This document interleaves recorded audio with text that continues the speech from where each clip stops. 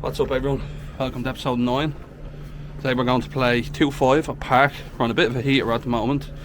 It's been snowing like crazy here in Vancouver.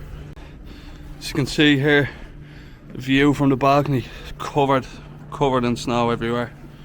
It's like -6. It looks really nice though. It's Baltic. But yes, so I'm gonna head to Parq today, play a 2-5 session. So let's see how we get on.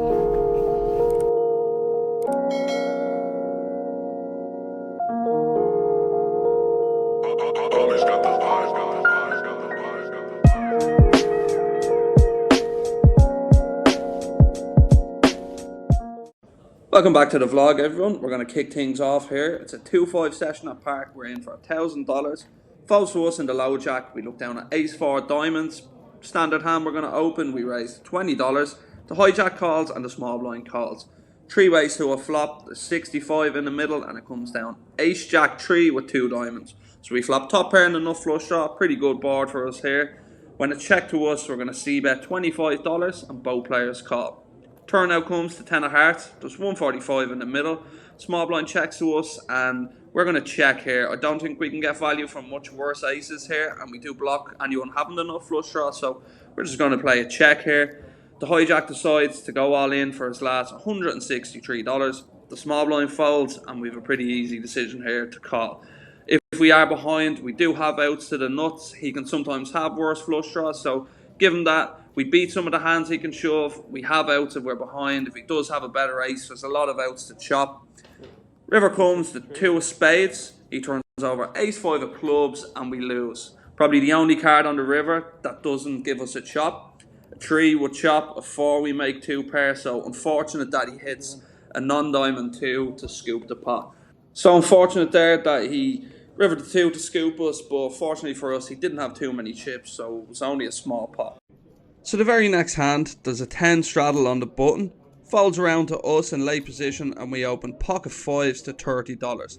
The next he over calls, playing 400 or so, gets back to the straddler. He decides he's going to put his remaining $200 into the middle. He's been going all in the last orbit or two, trying to get a double up, spin his stack back up, so who are we to deny a man or right to his double up? We re-shove to get the other player out of the way and take a heads up. Probably going to be flipping here. He probably has a lot of just random 2 cards. We'd be pretty unlucky if we're up against a pair. We go to the flop. Comes down 8-9-2. Turns a 3. Rivers a 10. He turns over pocket 7s. We tap the table. Let him know he has the winner. Nice hand. Giving him his double up. But we're coming for it back. So in this next hand, we topped up $500. Bringing our stack up to about 1,100 or so. An old guy makes a 25 in early position. I have ace queen off on the button and 3-bet to 85. I think we can sometimes call, especially from an old guy who raises in early position. But we go for the 3-bet anyways. Falls back to him and he 4-bets to $150. Not even 2x our raise. Generally it's going to be super nutted. Usually it's just going to be aces and kings. So we probably should just be folding. But I think given the price, it's hard to just fold to min clicks. So we make a call. Could be the wrong play, but considering that we do have to be super careful on queen and ace high flops, maybe we can just muck it. We don't need to play a pot against what's generally going to be a pretty nutted line, but our fold button is broken, so we decide to flick in the call. Flop comes 7-4-2 rainbow, and he just bets 200. We're done with the hand. We're going to get out of dodge and throw the card straight into the muck. This hand, we look down at pocket jacks in the big blind. Folds to the cutoff, who opens to 35. 7x open. This is a pretty big raise size. I've played with him a few times. He's very wild, very splashy. So we're going to 3-bet this up. We decide 150 is the size we're going to go. Bit over 4x. I think the standard out of the big blind is usually going to be 5x. But when he opens 7x, I don't think we need to go as big. So we raise to 150 and he makes the call. Flop comes 10-9-5 rainbow. Pretty good flop for jacks. We still have an overpair here. We're going to want to keep betting. This hand needs a lot of protection from overcards. Usually the standard would be to go 1/3, but I think with aces and kings we could go 1/3. A hand like jacks we probably want to size up. So we bet 140 into $300 and he calls. Turn comes to 3 of diamonds. There's now 580 in the middle. I decide here on a check. My reasoning was, I think if I check, he's going to try blast me off what he perceives to be an ace-king, ace-queen type hand. I just, from playing with him, I know he's super aggro, so I think the check in-game is better, purely as an exploit due to how aggro he is, and I think on this board he will just try blast me off ace-highs. I think strategy-wise, we probably would want to always bet jacks here because for the same reason before, it still does need a lot of protection, where aces and kings probably make better checks, but we decided on a check, and he pretty quickly decides to stick me all in for my last 700. I called pretty quickly. There's no point in checking and then trying to decide what to do. We've already made our mind up. We've checked to let him bluff. He sticks it in for the lot. I think as far as his value goes, it's obviously 10s, 9s, 5s, and 10-9 suited. So there's not too many of these hands. And I also think they wouldn't use such a big size, and they're so far ahead of my overpairs that why would he just jam? That's if he expects me to check the overpairs. So we flick in the call. River comes down, a good one. It comes down on a blank. It's an offsuit deuce. He turns over 7-8 off for a missed.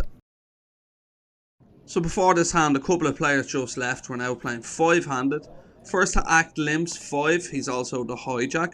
Falls to us in the small blind. We make it 30 to go with ace-6 at diamonds.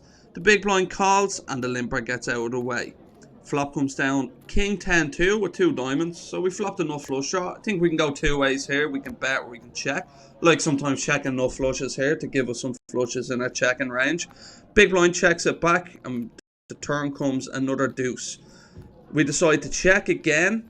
He bets 30 and we check raise to 110 and he folds. I think we can lead the turn or we can check raise. In my mind, I thought check raise might be better because it allows us to build a pot when we do hit the flush. If we just call, we could hit the flush, it goes check check on the river, or if we lead, it's going to be smaller. Although when we check raise and he just folds, it's likely we could have even just had the best hand because I'd expect king x to bet the flop. I expect a 10 to take a stab on the flop at some frequency, so not too sure about this one. Let me know what you think. Would you check raise the turn? Would you barrel the turn or bet the flop? So for the last hand of the vlog, I have the 10 straddle on the button, look down at ace king off. Pretty powerful hand, hoping to play a big pot, and more than that, hoping to win a big pot. There's 5 limps before the cutoff decides to make it $100. He started the hand with about $12.50 or so, and I have him covered.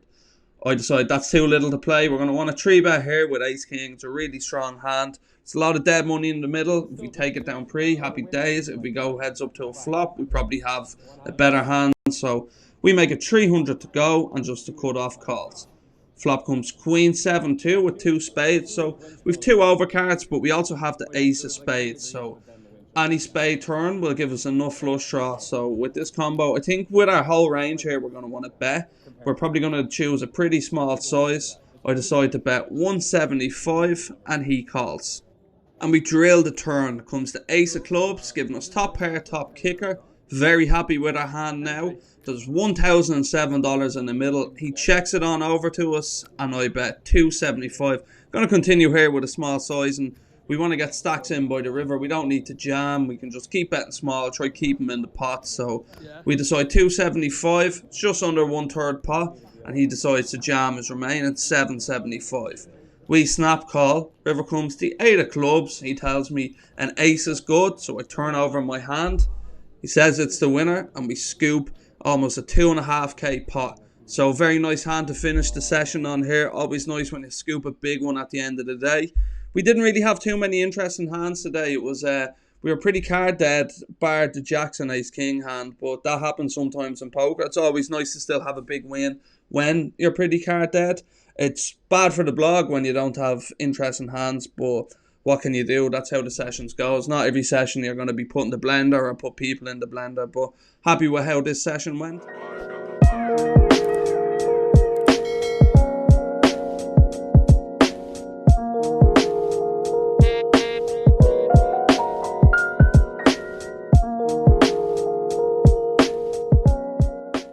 Coming at you now, Winter Wonderland out here. We're the day after the session. We were into the game for $1,500, out for $3,250 for a total profit of $1,750.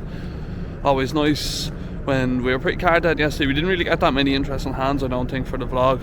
Like, I'd feel like the whole day, like, just nothing was very interesting. Yeah, we played the 2 big pots with the ace king and the jacks, but I suppose you'll take that when you're card dead to still have a pretty big session. So thanks for tuning in. We'll try get another vlog out this week, maybe for Christmas Day special or something, especially seeing it's going to be a white Christmas.